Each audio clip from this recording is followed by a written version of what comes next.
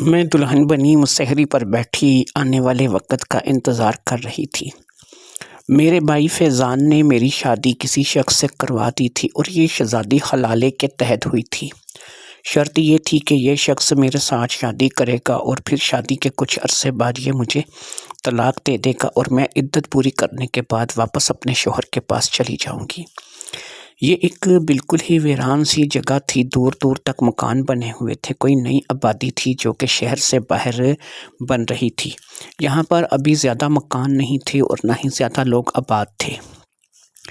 انہی میں سے ایک مکان کے اندر میں اس وقت دلہن بنی بیٹھی تھی اور میرا بھائی مجھے یہاں پر چھوڑ کر کے گیا تھا۔ اس نے کہا تھا کہ تمہارا دلہا جس کے ساتھ میں نے تمہارا حلالے کے لیے نکاح کروایا ہے تھوڑی دیر میں یہاں پر تمہارے پاس پہنچ جائے گا۔ میں نے اس بات کا کہا بھی تھا کہ بھائی یہ اس قدر اتنا خفیہ کیا، اگر حلالے کے لیے نکاح ہی کرنا ہے تو ظاہری بات ہے کہ ہمیں کھل کھلا کر کے لوگوں کے سامنے نکاح کرنا چاہیے، لیکن میرے بھائی نے مجھے اس بات کا کوئی معقول جواب نہیں دیا تھا۔ اس نے کہا تھا جو میں سمجھتا ہوں وہ تم نہیں سمجھ سکتی، فی الحال میں تمہارا نکاح کروا رہا ہوں، شکر کرو کہ تمہارا حلالے کے لیے نکاح ہو رہا ہے۔ میں آنے والے وقت سے ڈر رہی تھی اور پھر ایسا ہوا کہ مجھے قدموں کی چاپ سنائی دی، ایسا لگتا تھا جیسے کوئی کمرے میں آ گیا ہے۔ وہ آہستہ آہستہ سے میری طرف بڑھا، شاید اس نے پہلے کمرے کا دروازہ اچھے طریقے سے بند کیا تھا جس وجہ سے وہ تھوڑی دیر تک دروازے کے پاس ہی کھڑا رہا تھا، پھر وہ آہستہ آہستہ میری طرف بڑھا اور میرے پاس آ گیا۔ وہ میرے پاس آ کر بیڈ پر بیٹھ گیا تھا، میں اندر سے کانپ رہی تھی۔ آنے والے وقت کا مجھے پتہ نہیں تھا کہ آنے والا کون ہے، میرے سامنے کون ہوگا کون نہیں، لیکن بہرحال میں نے اپنے آپ کو تھوڑا سا سنبھال رکھا تھا۔ مجھے بہت ہی زیادہ عجیب لگ رہا تھا، اپنا شوہر اپنا ہوتا ہے جس کے ساتھ زندگی کا ایک حصہ گزارا ہو، اس سے کسی قسم کا ڈر نہیں ہوتا، لیکن یہاں پر کون تھا مجھے تو یہ بھی نہیں پتہ تھا۔ پھر جو بھی تھا اس نے آ کر کے میرا گھونگھٹ ایک دم سے الٹ دیا۔ جیسے ہی اس نے میرا گھونگھٹ الٹا میں نے اپنی آنکھیں بند کر لیں۔ یہ رسم بھی ہوتی ہے کہ جب آپ کا گھونگھٹ کوئی اٹھائے تو آپ اپنی آنکھوں کو بند کر لو۔ اس نے تھوڑی سے پکڑ کر کے میرے سر کو اونچا کیا اور پھر اچھے طریقے سے اس نے شاید میرا چہرہ اچھے طریقے سے نہارنے لگا۔ وہ میرے چہرے کو غور سے دیکھ رہا تھا لیکن میری آنکھیں بند تھیں۔ پھر اس نے میری آنکھوں پر ہاتھ پھیرا اور اس کی ہاتھ کے لمس سے میں نے اپنی آنکھیں کھول دیں۔ جیسے ہی میں نے اپنی آنکھیں کھولی میرے منہ سے ایک زوردار چیخ نکل گئی۔ سامنے بیٹھا شخص کون تھا میں جانتی تھی، لیکن میں اس بات کی توقع بھی نہیں کرتی تھی کہ میرے سامنے بیٹھا ہوا شخص یہ ہوگا۔ دوستو، میرا نام فرزانہ ہے اور میں لاہور میں رہتی ہوں۔ آج میں جو آپ کو کہانی سنانے جا رہی ہوں یہ میری اپنی زندگی کا سچا واقعہ ہے۔ یہ میرے اپنے خود کے ساتھ پیش آئی ایک جگ بیتی داستان ہے جو کہ میں آپ کو یہاں پہ سنانے جا رہی ہوں۔ میری امی نے دوسری شادی کی تھی اور میں اپنے پہلے باپ کی بیٹی تھی۔ جس جگہ پر میری امی نے شادی کی تھی ان کے پہلے بھی 2 بچے تھے، جس میں ایک بڑی بیٹی تھی جس کا نام اسما تھا اور اس سے چھوٹا بیٹا جس کا نام فیضان تھا۔ اسما اور فیضان سچ پوچھیں تو اس رشتے سے میرے سوتیلے بہن بھائی ہو گئے تھے۔ میں جب شادی کر کے امی کے ساتھ یہاں پر آئی اس وقت میں 12 سال کی تھی اور فیضان بھائی جو تھے وہ تقریباً 18 یا 19 سال کے رہے ہوں گے۔ اسما 25-26 سال کی تھیں اور ان کی شادی اس وقت تک ہو چکی تھی۔ پھر ہم لوگ یہاں پر اس گھر میں رہنے لگے اور میں جو ہے سکول جاتی تھی، تو سکول سے فارغ ہونے کے بعد جب میں نے کالج جانے کی ضد کی تو بہت سے لوگوں نے مخالفت کی، لیکن فیضان بھائی نے اس وقت میرا ساتھ دیا کیونکہ وہ بھی کسی کالج میں پڑھ رہے تھے اور اپنی تعلیم سے آلموسٹ فارغ ہو چکے تھے۔ وہ اپنی تعلیم ختم کرنے کے آخر پر تھے اور میں جو ہے وہ اپنی تعلیم کالج کی شروع کرنا چاہ رہی تھی۔ ویسے بھی میری اور ان کی عمر میں تقریباً 7 سال کا فرق تھا، لہٰذا ان کے کہنے پر مجھے جو ہے وہ کالج میں جانے کی اجازت دے دی گئی اور میں بھی ایک کالج میں جو کہ لاہور کا ہی ایک معروف کالج تھا وہاں پر پڑھنے لگی۔ میں اس بات کو لے کر کے بڑی خوش تھی کہ جب بھی کبھی کسی بات پر میں پھنس جاتی تھی اور گھر میں کوئی میری بات نہیں سنتا تھا نہیں مانتا تھا تو فیضان بھائی اکثر میرا ہی ساتھ دیتے تھے اور زیادہ تر ان کی کوشش یہی ہوتی تھی کہ مجھے کوئی نقصان نہ پہنچے۔ امی اگر مجھے کسی بات پہ ڈانٹتی تھی تو تب بھی فیضان امی کو منع کرتا تھا کہ یہ اب چھوٹی نہیں رہی ہے، بڑی ہو گئی ہے، آپ کوشش کیا کریں کہ کوئی بات اس کی بھی مان لیا کریں۔ اسی طرح ابو بھی اگر کسی بات کو لے کر کے مجھے ڈانٹتے تھے تو فیضان بھائی میرا ہی ساتھ دیتے تھے۔ اس لحاظ سے میں فیضان بھائی کو اپنے سگے بھائیوں کی طرح ہی چاہتی تھی اور انہیں بہت پسند کرتی تھی۔ ہاں، اسما باجی تھوڑی نکچڑی تھی، وہ کبھی کبھار اپنے شوہر اور بچوں کے ساتھ گھر میں آتی تھی، لیکن جب بھی وہ اپنے شوہر اور بچوں کے ساتھ گھر میں آتی تھی 1-2 دن ہی رہتی تھی، لیکن اس کے بچے اور اس کا شوہر بہت ادھم مچاتے تھے۔ ہم لوگ شکر کرتے تھے کہ وہ اپنے بچوں کو لے کر کے واپس اپنے گھر چلی گئی ہیں، لیکن ہفتے میں 1 آدھ بار وہ لازمی چکر لگایا کرتی تھیں۔ وہ طبیعت کی کافی تیز تھیں اور کھانے پینے کا کافی شوق تھا، اس لیے جب بھی وہ گھر میں آتی تھی نئی سے نئی فرمائش شروع ہو جاتی تھی۔ ظاہری بات ہے کہ اب وہ مہمان کے طور پر آتی تھیں تو ان چیزوں کو پکانے کے لیے جو تردد کرنا پڑتا تھا وہ مجھے یا میری امی کو کرنا پڑتا تھا۔ یہاں پر بھی فیضان بھائی میرا ہی ساتھ دیتے تھے اور امی کا ساتھ دیتے تھے، اور اسما کو باقاعدہ باتیں بنایا کرتے تھے کہ اسما باجی آپ ایسی حرکتیں مت کیا کریں، آپ شادی شدہ ہو چکی ہیں اور ابھی تک آپ جو ہے وہ ایسے آ کر کے یہاں پہ حکم چلاتی ہیں کہ جیسے پتہ نہیں کہاں کی جاگیر تارنی رہی ہوں۔ لیکن وہ اپنی عادت سے مجبور تھیں، فیضان بھائی کی باتیں سننے کے باوجود بھی وہ اپنی عادت نہیں بدلتی تھیں۔ اسی طریقے سے وقت چلتا جا رہا تھا اور میں کالج میں داخل ہو چکی تھی۔ میرا کالج میں MBA کرنے کا ارادہ تھا اور میرا ذہن تھا کہ میں MBA کروں گی، اچھے طریقے سے اپنی پڑھائی کو کمپلیٹ کروں گی۔ یہیں پر کالج میں میری ملاقات توثیق سے ہوئی اور توثیق جو ہے وہ ایک اچھا دوست ثابت ہوا۔ رفتہ رفتہ ہماری دوستی جو ہے وہ محبت میں بدل گئی اور میں اور توثیق ایک دوسرے کو پسند کرنے لگے۔ یہ بات زیادہ دیر تک چھپی نہیں رہ سکی اور اس بات کا چرچا جو ہے وہ کالج سے ہوتا ہوا میرے گھر تک پہنچ گیا۔ توثیق سے میری ملاقات ہوتی تھی یا میں توثیق سے بات چیت کرتی تھی یا میں توثیق کو پسند کرتی تھی، یہ باتیں جب گھر تک پہنچی تو گھر والے جو ہے اس بات کو لے کر کے میرے سخت مخالفت میں آ گئے اور ان لوگوں نے کہا کہ وہ میری پڑھائی یہیں پہ چھڑوا دیں گے اور میرا کسی لڑکے کے ساتھ میل جول ان کو پسند نہیں ہے۔ ایسے میں بھی فیضان نے میرا ساتھ دیا اور فیضان نے کہا کہ اگر یہ توثیق کو پسند کرتی ہے تو آپ لوگوں کو پریشانی کیا ہے، کہیں نہ کہیں تو اس کی شادی کبھی نہ کبھی کرنی ہے، اگر ابھی سے توثیق کے ساتھ اس کی منگنی کر دی جائے تو چلو یہ منگنی کے بندھن میں بھی بچ جائے گی اور بعد میں ان کی شادی کر دیں گے۔ فیضان بھائی کیونکہ گھر کے اکلوتے بیٹے تھے اس لیے ان کی بات زیادہ تر مان لی جاتی تھی۔ اس بار بھی امی اور ابو نے ان کے آگے ہتھیار ڈال دیے اور انہوں نے کہا کہ ٹھیک ہے، اگر توثیق اس لڑکی کے ساتھ شادی کرنے کے لیے تیار ہے تو اس کو کہو کہ اپنے والدین کو ہمارے گھر بھیجے۔ جب توثیق سے اس بارے میں بات کی گئی اور توثیق کے والدین کو گھر بلانے کے لیے کہا گیا تو پتہ چلا کہ توثیق کے والدین جو ہیں وہ گھر میں رشتہ مانگنے کے لیے آ تو جائیں گے، لیکن ان کو کافی حد تک جہیز کا لالچ ہے، جو کہ ظاہری بات ہے کہ ہم لوگوں کے لیے کچھ زیادہ اچھی بات نہیں تھی۔ ہم کوئی بہت زیادہ امیر فیملی سے تعلق نہیں رکھتے تھے، ہم لوگ مڈل کلاس فیملی سے تعلق رکھتے تھے۔ صرف یہ تھا کہ ہمارا اپنا گھر تھا، ابو جو تھے وہ آڑت کا کام کرتے تھے اور امی جو تھیں وہ ہاؤس وائف تھیں۔ فیضان کا تعلق بھی جو ہے وہ آڑت کے کام سے ہی تھا اور فیضان بھی وہی کام کرتا تھا کہ جو ابو کرتے تھے، لہٰذا انہوں نے یہی کہا تھا کہ اتنا زیادہ جہیز ہم لوگ نہیں دے سکیں گے۔ توثیق کے والدین آئے تھے، انہوں نے مجھے دیکھا بھی تھا اور پسند بھی کیا تھا، لیکن ساتھ ہی ساتھ انہوں نے جہیز کی بات بھی پہلے ہی کر لی تھی، جو کہ اتنا تھا کہ ہماری حیثیت سے بہت زیادہ تھا، اس لیے ہم لوگوں نے اس بات پہ سوچنے کے لیے ٹائم مانگا تھا اور پھر ہم لوگوں نے باہمی بیٹھ کر کے اس بات کا فیصلہ کیا تھا کہ ہم اس قدر جہیز ادا نہیں کر سکیں گے۔ یہ بات جب میں نے توثیق سے بیان کی تو توثیق کہنے لگا کہ میرے امی ابو بہت سی جگہوں پہ میرا رشتہ دیکھ رہے ہیں۔ توثیق مالی حیثیت میں ہم سے بہت اچھا تھا، اس کا گھر نہیں کوٹھی تھی، گاڑی تھی اور بینک بیلنس بھی ان کا اچھا خاصا تھا۔ وہ اپنے ہی جیسے لوگوں میں توثیق کی شادی کرنا چاہتے تھے، اس لیے وہ ہم لوگوں کو پسند نہیں کر رہے تھے، ہمارا گھر انہیں پسند نہیں آیا تھا اور ہمارے گھر کا سامان اور ہم لوگ جو ہے وہ ان کو اس طریقے سے پسند نہیں آئے تھے۔ ظاہری بات ہے کہ ہم لوگ جو ہے وہ مڈل کلاس لوگ تھے اور ان کی حیثیت کا مقابلہ نہیں کر سکتے تھے۔ لیکن جب بات یہاں تک پہنچی تو توثیق مجھے کہنے لگا کہ ایک کام ہو سکتا ہے کہ ہم لوگ جو ہے وہ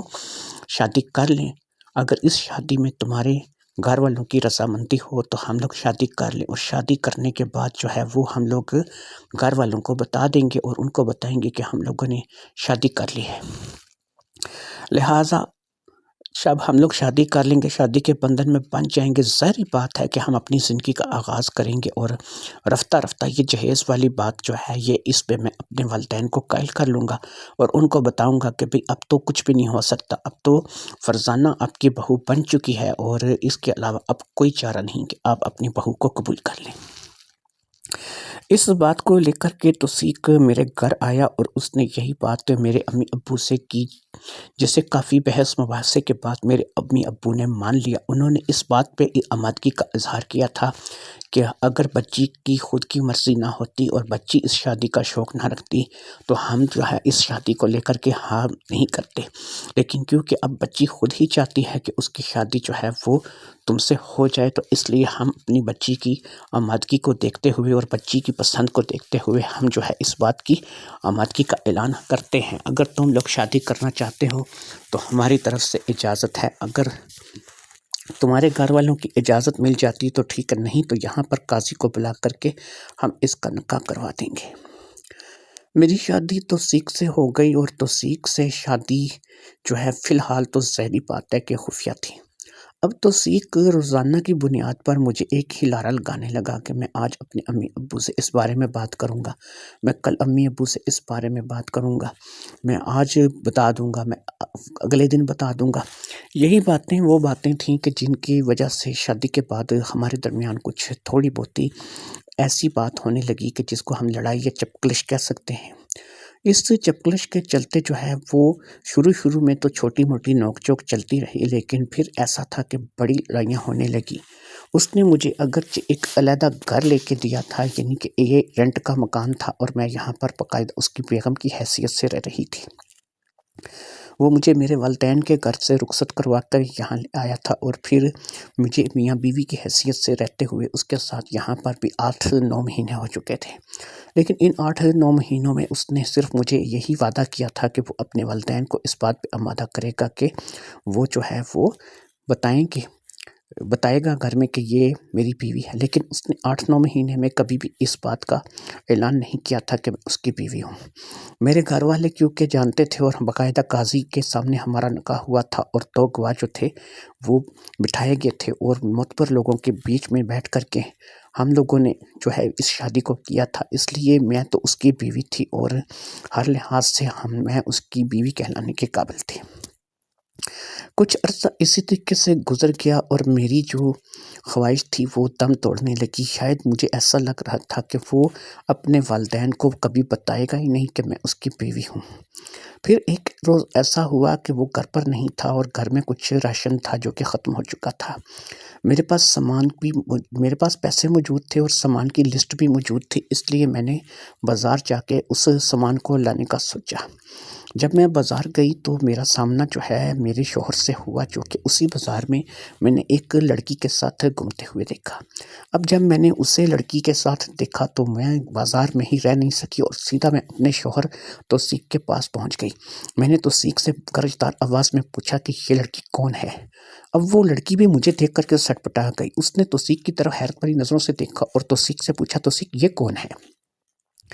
توثیق شاید اس بات کی امید نہیں رکھتا تھا کہ میں اسے یہاں مل جاؤں گی، اس لیے وہ وہاں اس لڑکی کے ساتھ سر عام گھوم رہا تھا، لیکن میرے مل جانے پر وہ بھی سٹپٹا گیا تھا، اور اس نے اس لڑکی کو یا مجھے کیا جواب دینا تھا وہ تو تھوڑا سا جھیپ سا گیا تھا، اور بالکل اس نے خاموشی سے اختیار کر لی تھی۔ وہ لڑکی بار بار اسے ایک ہی بات پوچھ رہی تھی کہ توثیق یہ کون ہے، اور میں بھی اسی بات کا اس کو کہہ رہی تھی کہ توثیق یہ کون ہے جو تمہارے ساتھ ہے۔ بہرحال توثیق کیا جواب دیتا، وہ تو اس بات کو لے کر کے شاید اس سچویشن کو سمجھ ہی نہیں پا رہا تھا۔ اس کی تو بولتی بند ہو کر کے رہ گئی تھی۔ وہ لڑکی میری طرف متوجہ ہوئی، اس نے کہا کہ دیکھو میڈم، تم کون ہو؟ اپنے بارے میں تم ہی بتا دو۔ اس کی تو بولتی بند ہو گئی ہے، لیکن اگر اس کی بولتی بند ہو گئی ہے تو کم از کم تم بتا دو کہ تم کون ہو۔ میں نے کہا اچھا، اگر تم جاننا چاہتی ہو کہ میں کون ہوں تو میں تمہیں اس بارے میں بتاتی ہوں۔ میرا نام فرزانہ ہے، اور میں اس توثیق کی بیوی ہوں، اور ہم لوگ جو ہے وہ نکاح میں ہیں، اور یہ میرا شوہر ہے، اور تم میرے شوہر کے ساتھ یہاں بازار میں گھوم رہی ہو۔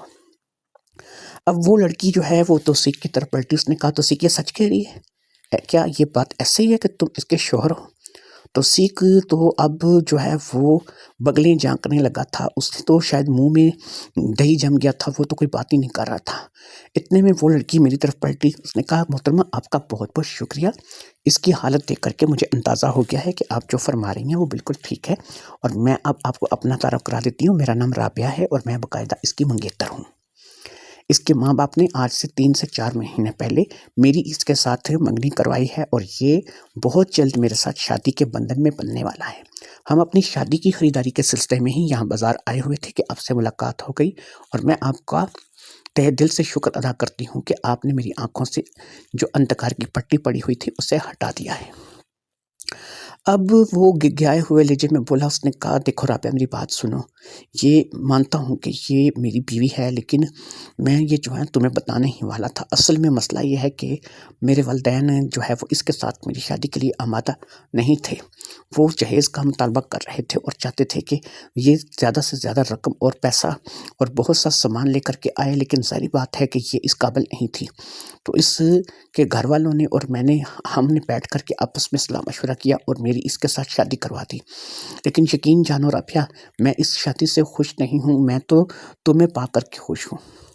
یہ بات سن کر کے ظاہری بات ہے فرزانہ کہاں رہ سکتی تھی، لہٰذا وہ بھی سیخ پا ہو گئی، اس نے وہیں پر اسے کھری کھوٹی سنانی شروع کر دی، اور بات یہاں تک پہنچی کہ دونوں ہی لڑکیاں پیر پٹکتی ہوئی وہاں سے آ گئیں۔ اب دونوں لڑکیوں نے اپنا راستہ پکڑ لیا تھا اور فرزانہ بغیر سامان خریدے گھر آ گئی تھی۔ وہ رات تک توثیق کا انتظار کرتی رہی، لیکن توثیق نہیں آیا، اور پھر اگلے دن کہیں جا کے کہ توثیق نے گھر کا دروازہ پھلانگا اور گھر کا منہ دیکھا۔ جب وہ گھر میں داخل ہوا تو وہ کافی غصے میں دکھائی دے رہا تھا۔ اس نے آتے ہی فرزانہ کی ایک جڑ دی اور کہا کہ تمہیں کیا ضرورت تھی کہ تم اس قسم کا واویلا بازار میں مچاتی؟ فرزانہ کہاں باز آنے والی تھی، لہٰذا اس نے بھی ترکی بترکی جواب دیا، اور بات جو ہے وہ کافی حد تک جھگڑے میں پڑ گئی۔ جھگڑا اس طرح بڑھ گیا تھا کہ اڑوس پڑوس محلے والے بھی وہاں پر اکٹھے ہو گئے تھے، اور جب اڑوس پڑوس محلے والے یہاں پر اکٹھے ہوئے تو انہوں نے بڑے واضح الفاظ میں توثیق کے منہ سے طلاق کا لفظ سنا تھا، اور وہ طلاق اس نے فرزانہ کو دی تھی، اور فرزانہ سے اس نے جان چھڑا لی تھی۔ اس نے فرزانہ کو ایک ہی مجلس میں 3 طلاقیں دے دی تھیں، یعنی اس نے فرزانہ کو یہ لفظ ادا کیے تھے کہ میں تمہیں طلاق دیتا ہوں، میں تمہیں طلاق دیتا ہوں، میں تمہیں طلاق دیتا ہوں۔ جب اس نے فرزانہ کو 3 مرتبہ یہ لفظ ادا کیے تو ظاہری بات ہے کہ فرزانہ ٹوٹ سی گئی تھی۔ اسے اندازہ نہیں تھا کہ اس کے ساتھ ایسا ہو جائے گا۔ طلاق کے لفظ بولنے کے بعد وہ پیر پٹکتا ہوا گھر سے باہر چلا گیا۔ اس کے جانے کی تھوڑی دیر تک تو فرزانہ جو ہے وہیں اسی گھر میں بیٹھ کر کے روتی رہی، پھر اس نے گھر کو تالا لگایا اور اچھے طریقے سے گھر کو بند کرنے کے بعد وہ اپنے گھر آ گئی۔ جب وہ گھر پہنچی تو اس کی والدہ جو تھی وہ صحن میں ہی بیٹھی سبزی کاٹ رہی تھی۔ اس نے فٹافٹ سے والدہ سے لپٹ کر کے رونا شروع کر دیا۔ والدہ سے روتے روتے اتنی دیر میں اس کا باپ بھی گھر آ چکا تھا، وہ بھی ایک کمرے سے نکل کر کے آ گیا۔ جیسے ہی اس نے باپ کو دیکھا وہ باپ کے گلے لگ کر بھی رونے لگی۔ دونوں نے جب اس سے اس صورتحال کے بارے میں پوچھا تو اس نے بتایا کہ اسے طلاق ہو گئی ہے اور توثیق نے اسے طلاق دے دی ہے، اور یہ صورتحال پیش آئی ہے۔ اتنی دیر میں فیضان بھی کر کے اندر داخل ہو چکا تھا اور اس نے بھی یہ ساری باتیں سن لی تھیں۔ فیضان کا ارادہ تو یہ تھا کہ وہ ذرا جا کر کے اچھے طریقے سے توثیق کی خبر لے کے اس نے اس کی بہن پر ہاتھ اٹھایا تو اٹھایا کیوں، لیکن باپ نے منع کر دیا۔ اس نے کہا کہ نہیں، یہ معاملات اس طریقے سے نہیں نبھائے جاتے، وہ تمہاری بہن کا شوہر ہے، اس لیے تمہیں جو ہے ایسے حالات جو ہے وہ پیدا نہیں کرنے چاہیے کہ آئندہ ان کے کچھ بچنے کا امکان نہ رہے۔ لہٰذا یہ فیصلہ کیا گیا کہ اس بارے میں محلے کے کسی مفتی صاحب سے یا کسی مولوی صاحب سے مشورہ کریں گے اور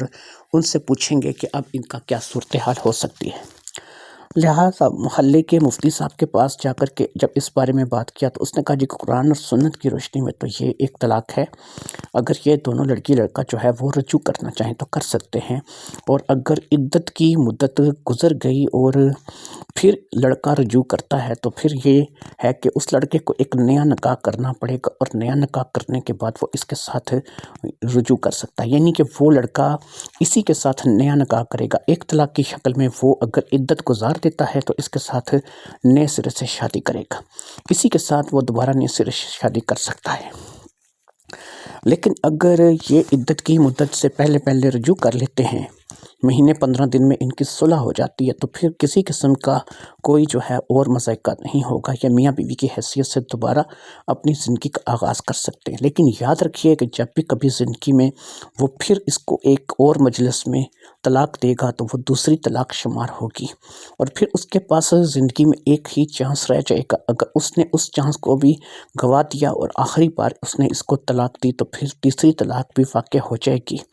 اسے طلاق حسن کہتے ہیں، اور قرآن اور سنت کی روشنی میں رسول اللہ صلی اللہ علیہ وسلم کے فیصلے کے مطابق یہی طلاق کا صحیح طریقہ ہے اور یہی طلاق درست ہے۔ اس لیے یہ طریقہ جو ہے وہ بہت کم لوگ استعمال کرتے ہیں، لیکن میں آپ کو کتاب اور سنت کی روشنی سے بتا رہا ہوں کہ یہی طلاق کا طریقہ ہے، اور اس کو اگر 3 طلاقیں پوری ہو گئیں تو پھر یہ حلالے کے بغیر اس کے ساتھ رجوع نہیں کر سکتی، اور حلالہ ظاہری بات ہے کہ اسلام میں کچھ اچھا عمل نہیں سمجھا گیا۔ لہٰذا بہتر یہی ہے کہ اگر ان کی صلح ہوتی ہے تو آپ لوگ ان کی صلح کروائیں، لیکن اگر عدت کی مدت گزر گئی اور پھر وہ لڑکا آیا تو پھر ایسا ہے کہ اس لڑکے کی اس سے ایک دفعہ پھر سے نئے سرے سے شادی کروانی پڑے گی، اور یہ پھر سے ایک دفعہ نئے میاں بیوی بن جائیں گے اور ان کے درمیان یہ معاملات ختم ہو جائیں گے، یعنی کہ طلاق والے معاملات ختم ہو جائیں گے اور نئی زندگی ان کی جو ہے وہ شروع ہو جائے گی۔ یہ ساری باتیں مفتی صاحب سے کرنے کے بعد ہمارے گھر والے واپس آ گئے تھے۔ پھر ہم لوگ جو ہے وہ آپس میں بیٹھ کر کے صلاح مشورہ کرنے لگے، اور یہ فیصلہ قرار پایا کہ ہمارے گھر والے جو ہے وہ اس بات کا انتظار کریں گے کہ وہ خود آئے اور آ کر کے وہ اپنی غلطی کی معافی مانگے اور اس کو جو ہے وہ ہم لوگ معاف کریں، تاکہ یہ زیادہ بہتر طریقہ ہے۔ لیکن اگر دیکھیں گے کہ ہفتہ 10 دن میں وہ نہیں آتا تو پھر ہماری طرف سے اس کے ساتھ رابطہ کیا جائے گا۔ لہٰذا ہفتہ 10 دن تو بہت دور کی بات تھی، وہ تیسرے چوتھے دن ہی گھر آ گیا اور منت سماجت کرنے لگا۔ بھائی فیضان نے اور ابو نے جو کہ اس کے ساتھ بیٹھ کر کے بات کی اور اسے سمجھایا بجایا، اس نے یہ بھی بتا دیا تھا کہ رابعہ کے ساتھ اس کی منگنی ٹوٹ گئی ہے اور اس نے رابعہ کو چھوڑ دیا ہے۔ اب اس کے والدین کو بھی اس بات کا پتہ چل گیا ہے کہ اس نے باقاعدہ سے شادی کر رکھی ہے، اور وہ شادی جو ہے اس نے فرزانہ کے ساتھ کر لی ہے۔ لہٰذا اب اس کے والدین فرزانہ کو اپنی بہو کی حیثیت سے قبول کرنے کے لیے تیار ہیں، اور وہ فرزانہ کو یہاں سے سیدھا وہیں پر لے کر کے جائے گا۔ جو مکان اس نے کرائے پہ لے رکھا تھا اور جہاں پر اس کا کچھ تھوڑا بہت سامان پڑا تھا، وہاں سے بھی اس نے کہا تھا کہ جیسے ہی یہ مہینہ پورا ہوگا وہ اگلے مہینے کا کرایہ نہیں دے گا، وہاں سے اپنا سامان اٹھا لے گا۔ اب وہ اپنی بیوی کو لے کر کے سیدھا اپنے گھر جائے گا۔ لہٰذا اس نے فرزانہ کو منا لیا تھا اور فرزانہ کو لے کر کے وہ اپنے گھر چلا گیا تھا۔ شروع میں جب فرزانہ گھر آئی تو ایک بہو کی طرح ہی اس کا استقبال کیا گیا اور اسے بہو ہی سمجھا گیا، لیکن آہستہ آہستہ ان لوگوں کا رویہ اس پہ ظاہر ہونے لگا اور اسے اس چیز کا احساس ہو گیا کہ اس نے یہاں پر آ کے بہت بڑی غلطی کی ہے۔ اس کے ساتھ بہو جیسا نہیں بلکہ نوکرانی میں جیسا سلوک ہونے لگا تھا۔ بات بات پر ساس اس کو سناتی تھی، بات پر سسر اس کو تانے دیتا تھا، اور اسی طریقے سے اس کی زندگی جو ہے وہ جیرن ہو کر کے رہ گئی تھی۔ اس حال کو لے کر کے اس نے اپنے شوہر توثیق سے جب اس بارے میں بات کی تو توثیق اس سے پھر لڑنے جھگڑنے لگا اور اس کو کہنے لگا کہ تم کسی بھی حال کو لے کر کے خوش نہیں ہو۔ تمہیں اگر اکیلے رکھا ہوا تھا تو تمہیں نے یہ ضد لگا رکھی تھی کہ اپنے ماں باپ کو بتاؤ اور مجھے اپنے گھر لے کے جاؤ۔ اب یہاں تمہیں ماں باپ کے گھر لے آیا ہوں اور انہوں نے تمہیں اپنی بہو مان لیا ہے، تو اب تمہیں نعرے آ رہے ہیں۔ لہٰذا ان باتوں کو لے کر کے ان کے درمیان جھگڑے پڑنے لگے۔ پہلے تو فرزانہ برداشت کرتی رہی، لیکن پھر آہستہ آہستہ اس نے بھی ترکی بترکی جواب دینا شروع کر دیا، اور یہاں تک نوبت پہنچ گئی کہ ان لوگوں نے باقاعدہ فرزانہ کو زد و کوب کرنا شروع کر دیا اور کبھی کبھی اس پر ہاتھ بھی اٹھاتے۔ اس بات کے چلتے فرزانہ اب اس گھر میں رہنا پسند نہیں کر رہی تھی، اور اس نے فیصلہ کر لیا تھا کہ وہ فیضان سے اس بارے میں بات کرے گی، کیونکہ فیضان اس کا بھائی تھا اور ہر کام میں اس کا ساتھ دیتا تھا۔ لہٰذا اسے یقین تھا کہ فیضان یہاں پر بھی اس کا ساتھ دے گا۔ لہٰذا جب اس نے فیضان کو فون کر کے ساری صورتحال سے آگاہ کیا تو فیضان اس گھر میں آیا، اور فیضان کی اور توثیق کی اسے لے کر کے ہاتھا پائی ہو گئی۔ اس ہاتھا پائی کے دوران فیضان نے توثیق کو اچھا خاصا مارا تھا، یعنی کہ فیضان کا پلڑا باری رہا تھا۔ وہ ایک مزدور طبقے سے تعلق رکھنے والا آڑتی تھا، اور ظاہری بات ہے کہ ایک ممی ڈیڈی لڑکا اس کا مقابلہ نہیں کر سکتا تھا۔ فیضان ہاتھ پاؤں کا بھی کافی مضبوط تھا اور کافی اونچا لمبا قد ہونے کی وجہ سے دکھنے میں بالکل ایک ڈشکرا سا لگتا تھا۔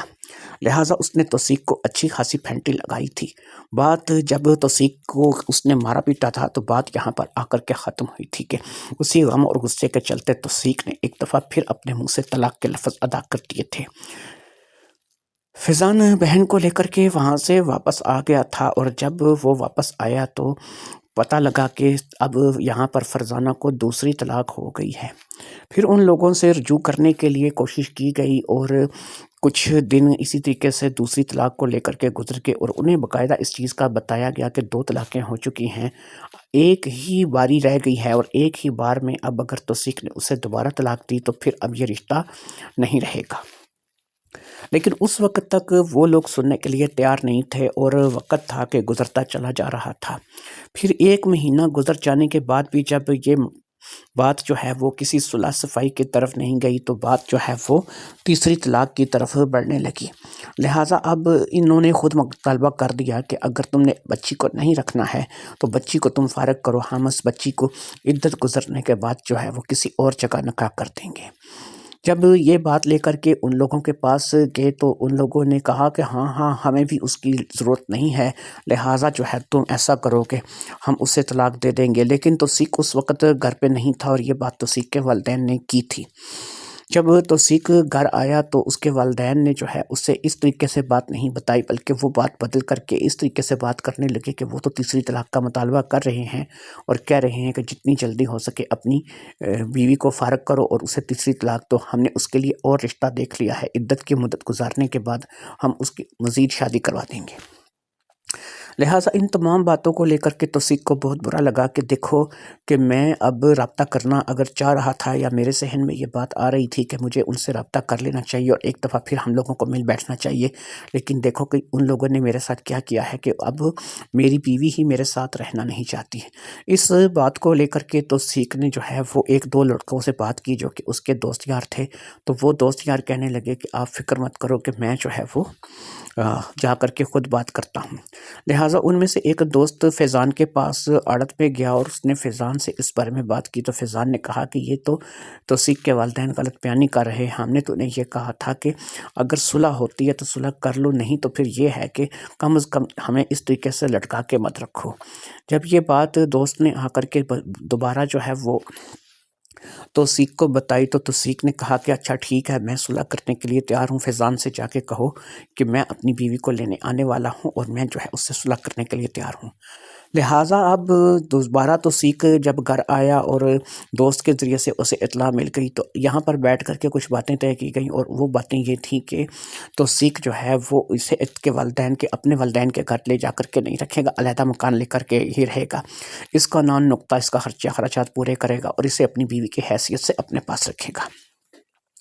اس نے ان تمام چیزوں کا اقرار کر لیا اور ایک علیحدہ مکان کا بندوبست کرنے لگا۔ پھر اس نے علیحدہ مکان لے کر کے اپنی بیوی کو یعنی کہ فرزانہ کو اپنے ساتھ لیا اور پھر چلا گیا۔ فرزانہ ایک دفعہ پھر اس کے ساتھ چلی گئی تھی، اور اب جو ہے وہ اس بات کو لے کر کے بہت زیادہ جو ہے وہ احتیاط کر رہی تھی کہ تیسری مرتبہ ان کے درمیان کچھ ایسا اختلاف نہ ہو۔ اسی طریقے سے کچھ عرصہ تو آسانی کے ساتھ گزر گیا، اور پھر اس نے ایک روز اپنے شوہر کا موبائل چیک کیا، اور وہ موبائل اتفاق سے ہی چارجنگ پہ لگا رہ گیا تھا، اور توثیق اس وقت غسل خانے میں نہا رہا تھا۔ لاک جو تھا وہ زیادہ تر جو توثیق لگاتا تھا اس کے بارے میں اندازہ ہو جاتا تھا، کیونکہ بیوی تھی، اسے پتہ تھا کہ اس کا شوہر کس قسم کے لاک لگاتا ہے، لہٰذا اس نے 2-3 پیٹرن ٹرائی کیے تھے تو ایک پیٹرن لگ گیا تھا، اور جیسے ہی وہ کھلا اس نے واٹس ایپ میں جا کر کے کچھ میسیجز کچھ چیٹنگ چیک کی، اور وہ چیٹنگ کسی سمینہ نامی لڑکی کے ساتھ تھی۔ وہ کسی سمینہ نامی لڑکی کے ساتھ ریلیشن شپ میں تھا، اور اس کے ساتھ اس کا کافی دوستانہ لگ رہا تھا۔ 3-4 میسج سننے کے بعد ہی فرزانہ کے تن بدن میں آگ لگ گئی، لیکن اس نے اس وقت اس موبائل کو آف کر دیا اور ویسے ہی چارجنگ پہ لگا رہنے دیا جیسے کہ وہ پہلے تھا۔ اس نے ایسا باور کرایا کہ اس نے اس موبائل کو چارجنگ پہ لگا ہوا دیکھا ہی نہیں ہے، لہٰذا اب وہ دوبارہ سے اپنے کاموں میں لگ گئی۔ وہ جب نہا کر کے غسل کر کے فارغ ہوا، اس نے اپنا موبائل چارجنگ سے اٹھایا اور اپنے موبائل کو لے کر کے باہر چلا گیا۔ فرزانہ کے اندر ایک آگ سی لگ چکی تھی، اور وہ جاننا چاہتی تھی کہ یہ سمینہ نامی لڑکی کون ہے، اور اب یہ کون ہے جو کہ اس کی زندگی میں نئی آ گئی ہے۔ لہٰذا وہ سمینہ کے بارے میں جاننا چاہتی تھی، لہٰذا اس نے اس بات کا فیصلہ کر لیا کہ اب وہ سمینہ کے بارے میں جانے گی اور پتہ کرائے گی کہ ان کے درمیان کیا چل رہا ہے۔ ان میسیجز سے ایسا ہی لگا تھا کہ ان کے درمیان دوستی یا پھر محبت کا رشتہ ہے، کیونکہ وہ ایسے میسیج تھے کہ جیسے کوئی ایک دوسرے کی فکر کے لیے کرتا ہے، تم نے آج کھانا کھا لیا یا نہیں، بتاؤ صبح کب اٹھے تھے، گھر کب گئے تھے، کیا کرتے ہو آج کل، ملتے نہیں ہو، اس قسم کے میسیج تھے۔ اور ظاہری بات ہے کہ ایسے میسیجز شک میں مبتلا کرنے کے لیے کافی تھے۔ اب سمینہ جیسے ہی توصیق کسی کام کی گھر سے نکلتا سمینہ بھی اس کے پیچھے ہو جاتی۔ اگرچہ سمینہ کے پاس اپنی ذاتی گاڑی نہیں تھی اور توصیق اپنی گاڑی استعمال کرتا تھا، لیکن فرزانہ کے پاس اگرچہ اپنی ذاتی گاڑی نہیں تھی، لیکن وہ ایسا کرتی تھی کہ کوئی ٹیکسی یا رکشہ کروا لیتی تھی اور اس سے اس گاڑی کے پیچھے چلنے کا کہتی تھی، اور وہ ٹیکسی رکشے والا تھوڑا فاصلہ رکھ کے اس گاڑی کا پیچھا کرتا تھا۔ اسی طریقے سے 3 یا 4 دن گزر گئے، لیکن کبھی بھی اس نے کوئی ایسی لڑکی نہیں دیکھی کہ جس کا نام سمینہ ہو۔ اسے اس 3-4 دنوں میں مکمل مایوسی کا سامنا ہی کرنا پڑا تھا، اور اس نے دیکھا تھا کہ توصیق جب بھی گھر سے باہر گیا ہے اس نے کبھی کسی لڑکی سے ملاقات نہیں کی۔ وہ اپنے کسی نہ کسی کام سے ہی جاتا تھا اور کسی نہ کسی دوست یار کے پاس یا تعلق والے کے پاس جاتا تھا۔ 3-4 دن کی اس جاسوسی کے بعد اب فرزانہ اندر سے تھکنے لگی تھی، لیکن پھر ایک روز اس نے دیکھا کہ اس کا شوہر نکلا ہے، تو آج اس نے ایک علیحدہ ہی علاقے کا رخ کیا تھا۔ اس علاقے کی طرف وہ کبھی پہلے نہیں آیا تھا۔ سمینہ کے ساتھ فرزانہ کے ساتھ بھی وہ کبھی ادھر نہیں آیا تھا، لہٰذا اب فرزانہ کو تھوڑا سا شک ہونے لگا کہ شاید یہی راستہ جو ہے وہ سمینہ کے گھر کی طرف جاتا ہے۔ وہ ایک ہوٹل کے پاس جا کر کے رکا تھا، وہاں پر اس نے پارکنگ میں اپنی گاڑی کھڑی کی اور اس ہوٹل میں داخل ہو گیا۔ اس ہوٹل میں جیسے ہی وہ داخل ہوا، اب فرزانہ بھی جو کہ اس وقت مکمل طور پر برقعے میں تھی، وہ بھی اس کے پیچھے اسی ہوٹل میں داخل ہو گئی، اور پھر ایک علیحدہ جگہ پر اس نے ایک لڑکی کو جو کہ اس وقت پینٹ شرٹ میں تھی اور اس کے بال جو ہے وہ کندھوں تک کٹے ہوئے تھے اور چہرے مہرے سے بھی وہ کافی خوبصورت لگتی تھی، اس لڑکی کو دیکھا۔ اب اس نے دیکھا کہ توصیق اس لڑکی کے ساتھ بیٹھ کر کے ہنس کے باتیں کر رہا ہے۔ بالکل ساتھ ہی تھوڑے فاصلے پر ایک ٹیبل خالی تھی جہاں پر بیٹھ کر کے بات سنی جا سکتی تھی۔ یہ برقعے میں بہت کم نکلتی تھی، اس لیے کبھی بھی توصیق کے سامنے اس نے زیادہ برقع نہیں پہنا تھا۔ یہ برقع صرف آج ہی پہن کر کے آئی تھی، اور یا پھر اس وقت پہنتی تھی کہ جب اس کو اپنے شوہر کا پیچھا کرنے ہوتا تھا، لہٰذا یہ برقعے میں جا کر کے اس ٹیبل پر بیٹھ گئی۔ اس کی کرسی کا رخ جو تھا وہ دوسری طرف تھا، یعنی کہ اس کا منہ دوسری طرف تھا، اور اس کی پیٹھ جو تھی وہ اپنے شوہر کی طرف تھی، لیکن اس کے جو کان تھے وہ انہی کی آوازوں پر لگے ہوئے تھے۔ تھوڑی ہی دیر میں اسے اس بات کا بڑے اچھے طریقے سے پتہ چل گیا کہ یہاں پر کھچڑی جو ہے وہ محبت کے نام پہ پک رہی ہے، اور اس کا شوہر جو ہے وہ ایک بار پھر اسے دھوکہ دے رہا ہے۔ اس صورتحال کو دیکھ کر کے اب وہ اٹھ کر کے اپنی جگہ سے کھڑی ہو گئی، کیونکہ وہ اس بات کو برداشت نہیں کر سکتی تھی۔ وہ تیز تیز قدم چلتے ہوئے اس لڑکی کے پاس گئی اور اس نے ایک زوردار تھپڑ اس لڑکی کے چہرے پر جڑ دیا۔ اس تھپڑ کا لگنا تھا کہ وہ لڑکی اپنی جگہ سے کرسی سے اٹھ کر کے کھڑی ہو گئی۔ اس نے پورے غصے سے چلا کر کہا، ہے یو کون تم، اور تم میرے ساتھ ایسا کیوں کر رہی ہو، تم نے مجھے کس لیے تھپڑ مارا ہے؟ اب فرزانہ نے اپنا نقاب الٹ دیا۔ فرزانہ کو دیکھ کر کے ظاہری بات ہے توصیق کی حالت تو خراب ہو گئی، اور اس لڑکی نے بھی فرزانہ کو دیکھا تو اب اس کا سارا غصہ جو ہے وہ جاگ کی طرح بیٹھ گیا، کیونکہ وہ بھی فرزانہ کو شاید پہچانتی تھی۔ فرزانہ نے آؤ دیکھا نہ تاؤ اس کے وہی چھوٹے چھوٹے بال پکڑ لیے اور وہیں ہوٹل میں اس کے ساتھ مار پیٹ کرنے لگی۔ توصیق بچانے کے لیے آگے ہوا تو اس نے توصیق کو بھی اچھی ہنسی سنا دی۔ ہوٹل تھوڑی ہی دیر میں میدان جنگ بن گیا۔ پھر وہاں سے فرزانہ واپس آ گئی اور آ کر کے اس نے سیدھا اپنے گھر تھام لیا۔ اس نے جو کچھ بھی کرنا تھا کر آئی تھی۔ اب توصیق اگر گھر پہ آئے گا تو ظاہری بات ہے کہ اس کے پاس کوئی جواز ہوگا، اگر کوئی جواز نہیں ہوگا تو اب فرزانہ نے اس بات کا پکا فیصلہ کر لیا تھا کہ وہ توصیق کے ساتھ نہیں رہے گی، اور اب وہ اپنی زندگی اس شخص کے ساتھ نہیں گزار سکتی جو کہ صرف ایک دھوکہ دینے کا عادی ہے اور جس کو سوائے دھوکے کے کچھ نہیں آتا، جس کے نہ تو والدین ٹھیک ہیں اور نہ ہی یہ خود ٹھیک ہے۔ فرزانہ خود گھر آ گئی تھی لیکن توثیق 3 سے 4 دن تک گھر نہیں آیا۔ جب اس نے دیکھا کہ توثیق گھر نہیں آ رہا، اس نے ایک بار پھر وہی کام کیا کہ مکان کو تالا لگایا اور اپنے گھر چلی گئی۔ اب کی بار اس نے جب فیضان کو، ابو کو اور امی کو ساری صورتحال سے آگاہ کیا تو ان لوگوں نے اس سے پورا مکمل طور پر اس بات کے لیے آمادہ کر لیا کہ اب ہم سمجھوتہ نہیں کریں گے۔ 2 بار اس لڑکے کو ہم نے جو ہے وہ چانس دیا ہے اور 2 بار اس لڑکے کو دیکھا ہے، لیکن اس لڑکے نے ہمارے ساتھ جو ہے وہ سوائے اس کے کہ وہ غلط ہی کرے اور غلط ہی کرتا آیا ہے، اب اس نے ایسا کچھ نہیں کیا۔ لہٰذا اب 1 ہفتہ گزر گیا، پھر 1 ہفتہ، 2 ہفتوں میں، پھر مہینے میں بدل گیا، لیکن توثیق گھر نہیں آیا، اور وہ آتا بھی تو کس منہ سے آتا؟ ظاہری بات ہے کہ اسے پتہ تھا کہ اب کی بار معافی نہیں ملے گی، اب کی بار تو ظاہری بات ہے کہ دنگل ہوگا۔ لیکن وہ اس دنگل سے بچنے کے لیے شاید جو ہے وہ انتظار کر رہا تھا۔ پھر وقت اسی طریقے سے گزرتا گیا اور 2 ماہ گزر گئے، اور 2 ماہ گزر جانے کے بعد بھی جب اس نے رابطہ نہیں کیا تو ایک روز فرزانہ کے باپ نے اس کے ساتھ رابطہ کیا اور اس سے کہا کہ 2 ماہ گزر چکے ہیں اور تم نے بچی کو دوبارہ جو ہے وہ اپنانے کے لیے رابطہ نہیں کیا۔ ویسے بھی جو تم نے حرکت کی ہے اس حرکت کے بعد ہم لوگ بھی نہیں چاہتے کہ تمہارے ساتھ کوئی واسطہ یا تعلق رکھیں۔ اب بہتر یہی ہے کہ 2 ماہ گزر چکے ہیں تو تم اس لڑکی کو اپنے نکاح سے فارغ کر دو، اور نکاح سے فارغ کرنے کے بعد یہ ہے کہ تم بھی اپنی زندگی میں آزاد ہو جاؤ گے، ہم بھی اپنی زندگی میں آزاد ہو جائیں گے۔ اس نے کہا ٹھیک ہے، میں جو ہے وہ اسے اپنے نکاح سے فارغ کر دوں گا، مجھے جو ہے اب اس کے ساتھ رہنا بھی نہیں ہے۔ لہٰذا اس نے کہا کہ میں بہت جلد جو ہے وہ طلاق کے کاغذ جو ہے وہ بھجوا دوں گا۔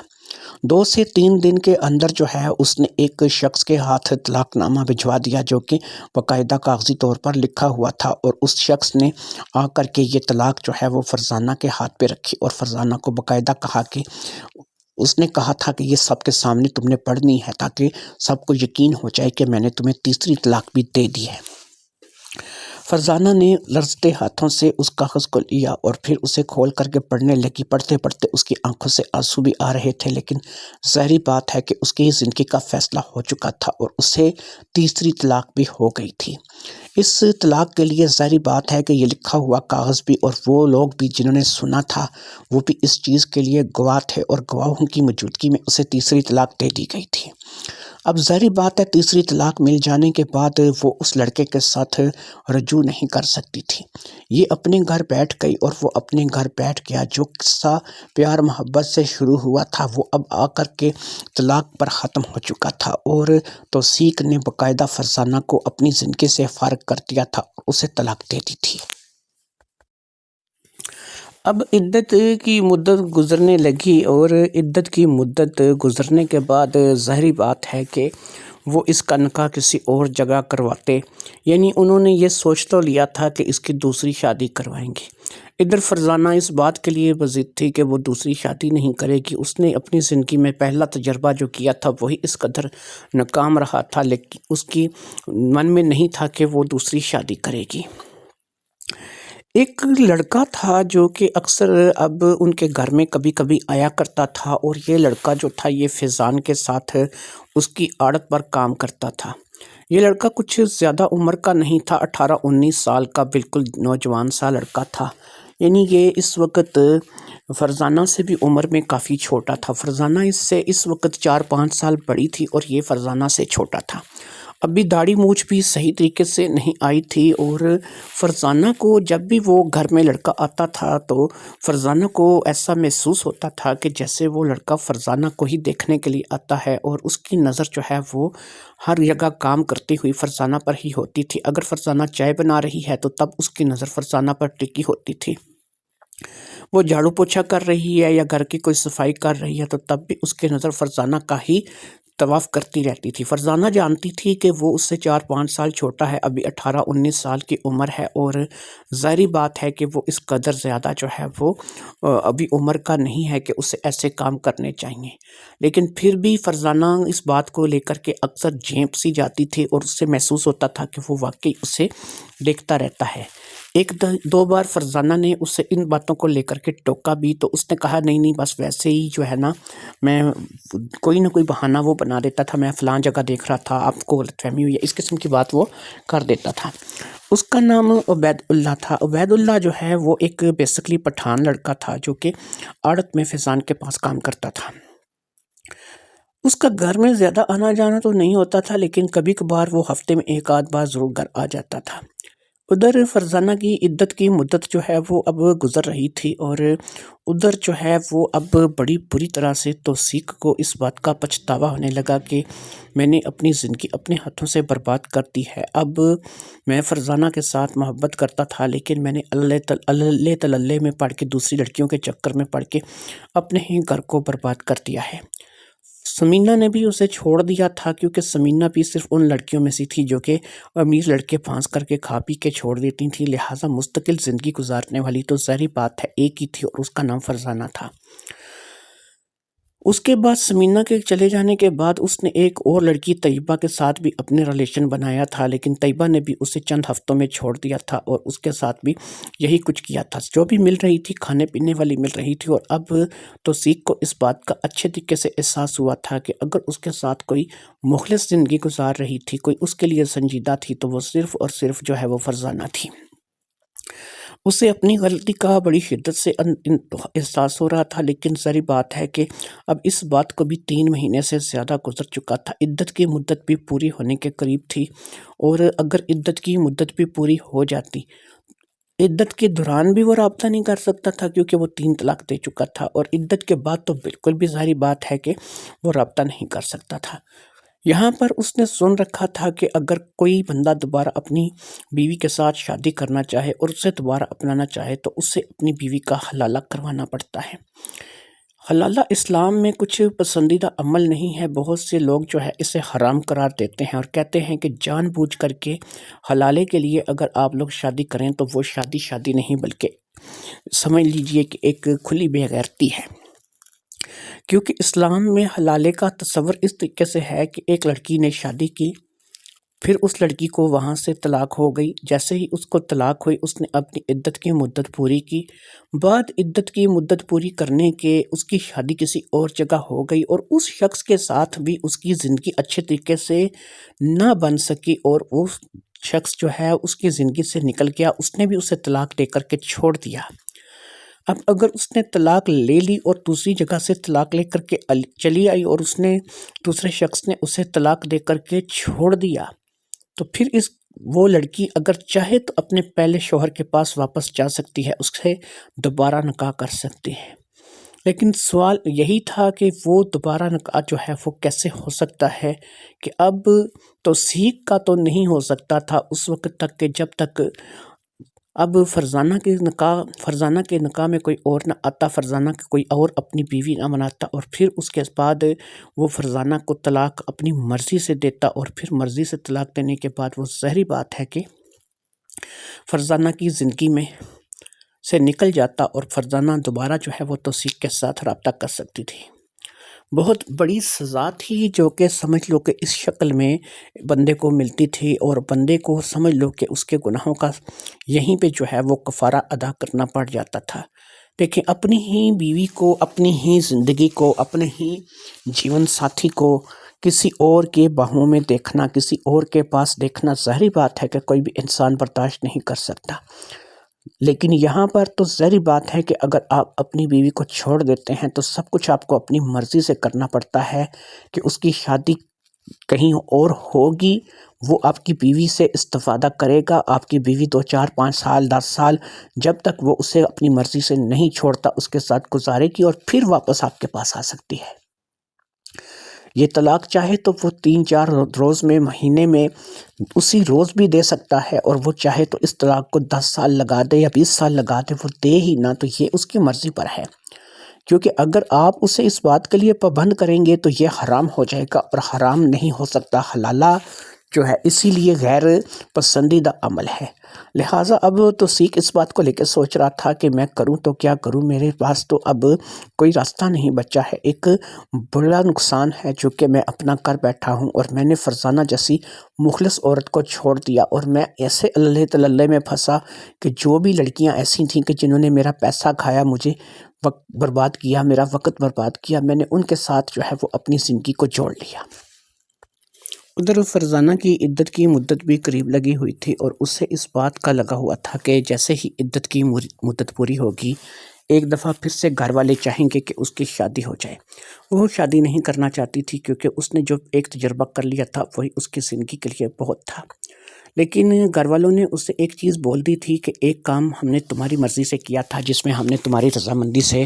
یہ سب کچھ کیا تھا، اور ایک کام جو ہے وہ ہم اپنی رضامندی سے کریں گے، یعنی کہ ظاہری بات ہے کہ تمہارا گھر بسانا ہے، تمہیں ایسے تو گھر میں بٹھا کر کے نہیں رکھ سکتے۔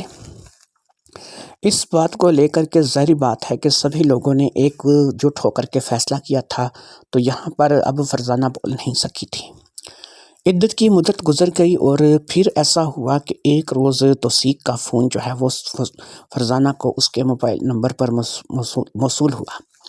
وہ فون پر رو رہا تھا اور اپنی گریہ زاری کر رہا تھا، اور بتا رہا تھا کہ اس نے دنیا کی سب سے بڑی غلطی جو ہے وہ اس بات کو لے کر کے کرتی ہے کہ وہ اس طریقے سے جو ہے اس نے اپنی وفاشار بیوی کو چھوڑ دیا ہے۔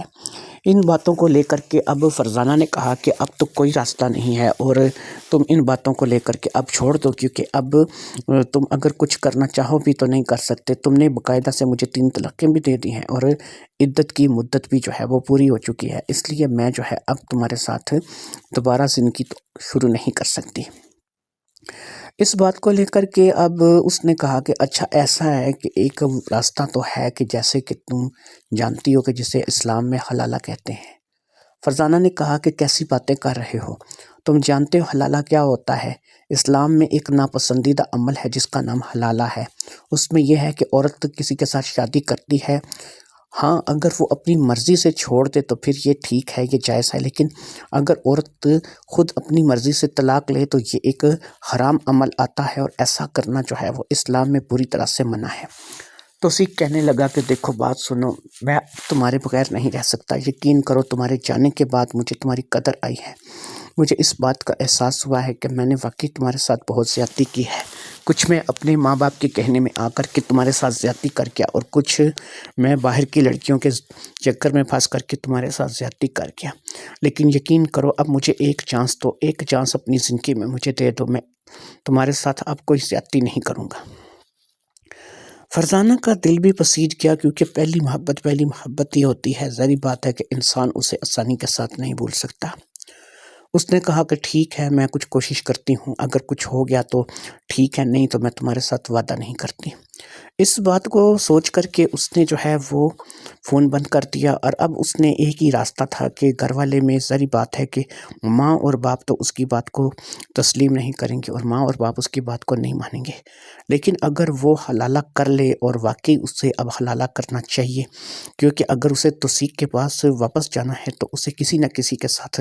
نکاح کرنا پڑے گا۔ اس کام کے لیے صرف فیضان ہی ایک ایسا انسان تھا کہ جس کے اوپر بھروسہ کیا جا سکتا تھا اور وہ اس کا ساتھ دے سکتا تھا۔ فیضان نے پہلے بھی زندگی کے بہت سے فیصلوں میں، بہت سی باتوں میں اس کا ساتھ دیا تھا، لہٰذا اسے امید تھی کہ فیضان ایک ایسا بندہ ہے کہ جو اس کا ساتھ دے سکتا ہے، اور فیضان جو ہے اس کا حلالہ بھی کروا سکتا ہے۔ لہٰذا اس نے فیضان سے اس بارے میں علیحدہ بات کرنے کے لیے کہا تھا، اور اس بات کے لیے اس نے فیضان سے علیحدہ ملنے کا اور علیحدہ بات کرنے کا فیصلہ کر لیا تھا۔ پھر ایک روز جب کہ ماں باپ گھر پر نہیں تھے اور فیضان جو ہے وہ آڑت سے جلدی واپس آ گیا تھا، فرزانہ گھر میں اکیلی تھی تو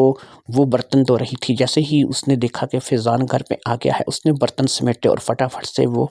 فیضان کے پاس پہنچ گئی۔ اب اس نے فیضان سے کہا کہ فیضان بھائی، مجھے آپ سے کچھ بات کرنی ہے۔ اس نے کہا ہاں کرو، کیا بات کرنا چاہتی ہو؟ تو فیضان اب اس نے توثیق کی دوبارہ ساری بات جو اس کے ساتھ فون پہ ہوئی تھی وہ فیضان کو بتا دی، اور اس نے فیضان سے کہا کہ دیکھو بھائی، میں واقعی چاہتی ہوں کہ میرا گھر جو اجڑ گیا ہے وہ دوبارہ بس جائے، اس کا کوئی راستہ ہے تو مجھے وہ راستہ بتا دو۔ فیضان نے کہا اس کا ایک راستہ ہے، میں تمہارا حلالہ کروا دوں گا، لیکن اس کے لیے تمہیں میرا بھی ایک کام کرنا پڑے گا۔ اس نے کہا بھائی تم حکم کرو، آج تک جیسے بھی مشکل فیصلے ہوئے ہیں کہ تم والدین کے آگے میرے لیے دیوار بن کے کھڑے ہوئے ہو، اور تم جو ہے وہ جو مجھ سے کہو کہ جو مجھ سے ڈیمانڈ کرو کہ میں تمہاری پوری کروں گی۔ باقی یہ ہے کہ تم جو ہے میرا حلالہ کروا کے دوبارہ کسی بندے کو آمادہ کرو اور میری طلاق کروا کے پھر جو ہے وہ میری شادی دوبارہ توثیق کے ساتھ ہو جائے۔ اب فیضان نے کہا کہ ایسا ہے کہ میں ایک لڑکی سے محبت کرتا ہوں، میں اس سے محبت کرتا ہوں، لیکن اسے اس بات کا پتہ نہیں ہے۔ میری کبھی جرت بھی نہیں ہوئی کہ میں اسے یہ بات بتا سکوں کہ میں اس سے محبت کرتا ہوں۔ جب میں تمہاری حلالے کی شادی کروا دوں گا اور تمہاری شادی اس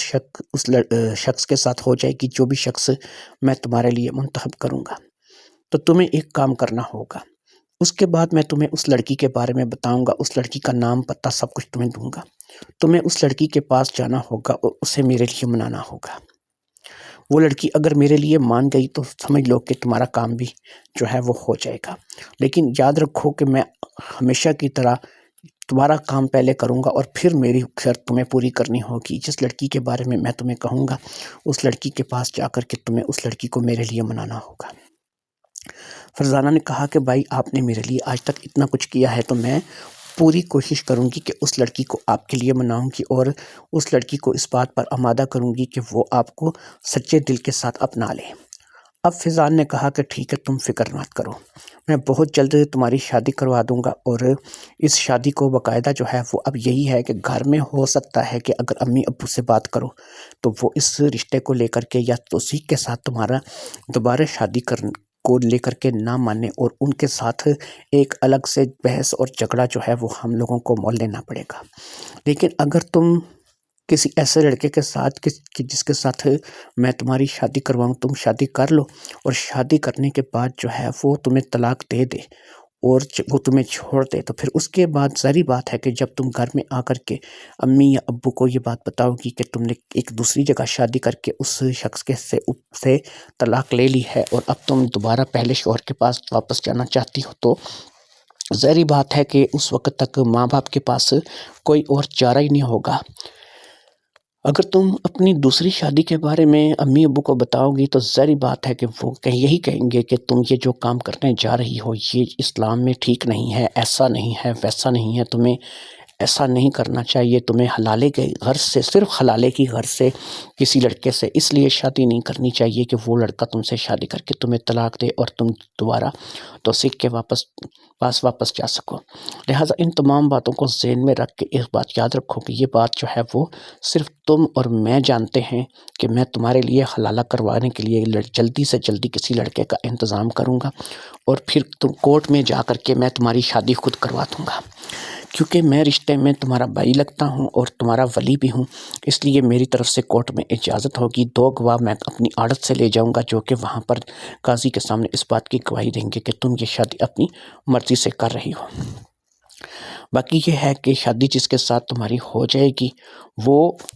کوئی بھی ہو سکتا ہے، میں کسی نہ کسی کا انتخاب اس کام سے کر لوں گا، اور تم نے جو ہے وہ اس کے ساتھ اس وقت تک زندگی گزارنی ہے کہ جب تک میں کہوں گا، پھر اس کے بعد جو ہے تم اس سے طلاق لے لو گی، اور وہ بندہ میں تم سے یہ وعدہ کرتا ہوں کہ تمہیں آسانی سے طلاق دے دے گا اور تمہیں جو ہے وہ کسی قسم کا تنگ نہیں کرے گا۔ لہٰذا اب یہی بہتر ہے کہ تم جاؤ اور جا کر کے اس بات کو لے کر کے خاموشی سے جو ہے وہ اپنا وقت گزارو، اور ماں باپ کو اس بات کا پتہ نہیں لگنے دیں گے۔ باقی یہ ہے کہ ایک جگہ ہے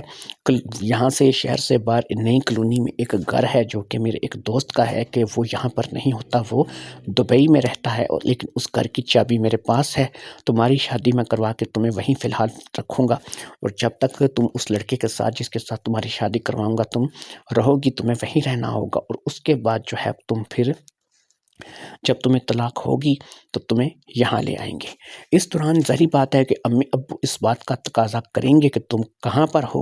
تو میں ان لوگوں کو کوئی بھی بہانہ بنا دوں گا، کوئی بھی ایسی چیز اس وقت تک میں سوچ لوں گا کہ جس سے امی ابو کو تمہاری بات کو لے کر کے پریشانی نہ ہو۔